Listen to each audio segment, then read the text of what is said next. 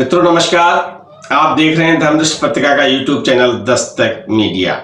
मैं विनोद शुक्ल आपको सुना रहा हूं बाबा नीम करोली की अद्भुत कथाएं। एक कथा उत्तरकाशी गंगा तट की है, जहां एक संत बैठे हुए हैं। संत अपनी कुटिया बनाकर वहां बैठे हैं। मैं आपको लिए चल रहा हूं फोर्थ चर्च लेन प्रयाग लाल बंगला में, जो रात्रिकालीन वहां पर चर्चा होती है, उसी का एक अंश सुना रहा हूं। तो जो संत उत्तरकाशी गंगा तट पर कुटिया बनाकर रह रहे हैं, तो वहां लोग आते हैं, उनके प्रवचन सुनते हैं और लाभान्वित होते हैं। उनके कई शिष्य भी हैं वहां पर। लेकिन एक शिष्य के मन में ये आता है कि हमारे महाराज जी इतने विद्वान हैं और फिर भी कोई न कोई उदाहरण देके समझाते हैं, अपनी बात सीधी नहीं कहते।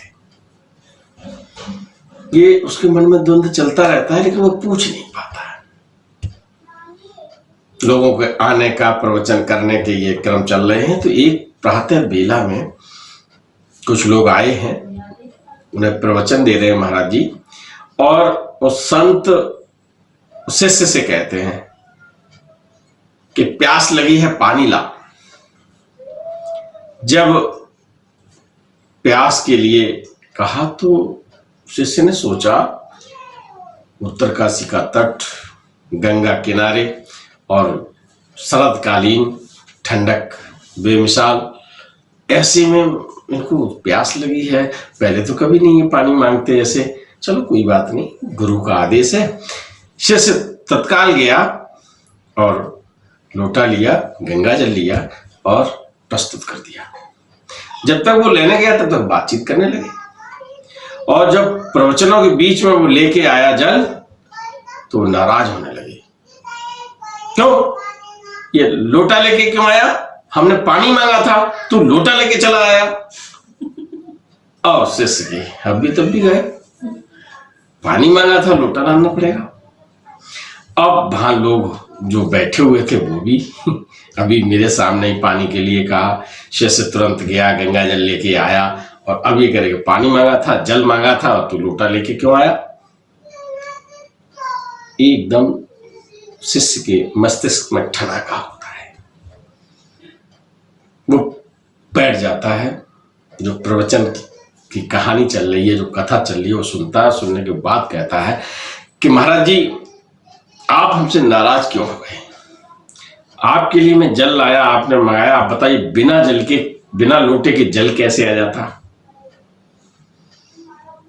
संत महोदय कहते हैं कि बेटा ये बताओ, तुम भी सोचते हो कि हमारे गुरुजी बहुत बुद्धिमान हैं, और ये जब लोग आते हैं तो इन्हें कहाँ कहाँ की कथाएं सुना के इन्हें दीक्षित करते हैं, समझाते हैं।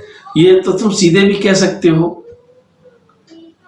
तो पानी जब आप लाए हैं तो लोटा के माध्यम से लाए हैं, क्योंकि हम जो तट पर हैं, जो धारा बह रही है उससे कुछ दूरी पर हैं, और वहां से जल लाना है तो लोटा में ही लाना पड़ेगा। और हम अगर वहीं धारा के पास पहुंच जाए तो हमें लोटे का क्या मतलब? नहीं आया समझ में? जो लोग हमसे आते हैं कुछ शिक्षा लेने, उन्हें हम जब समझाते हैं तो तरह तरह के उदाहरण देते हैं। वही तुम समझते हो कि उदाहरण क्यों देते हैं महाराज जी, सीधी सीधी कह देते।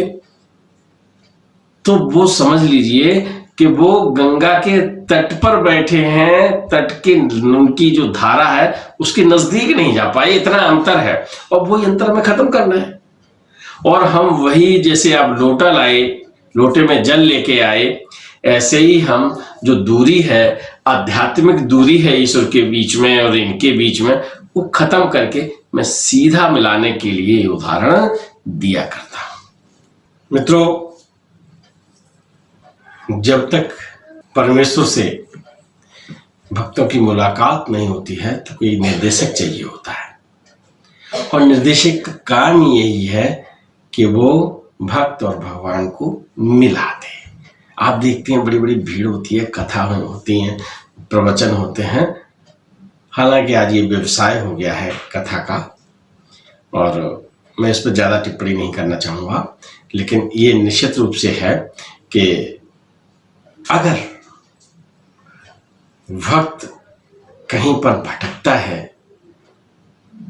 तो जो धर्माचारी हैं, धर्म की बात करने वाले हैं, उनका नैतिक दायित्व है कि उन्हें वो भटकने न दें, राह दिखाएं और उन्हें जो उनके जीवन में, जीवन के चक्र में जो बाधाएं हैं उनको दूर करें।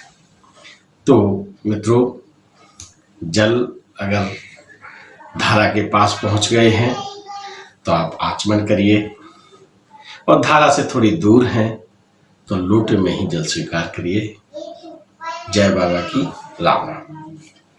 सब्सक्राइब बटन पर क्लिक करके चैनल को सब्सक्राइब करें और बेल आइकन दबाना बिल्कुल ना भूलें, ताकि हमारे अपडेट वीडियो आपको मिलते रहें।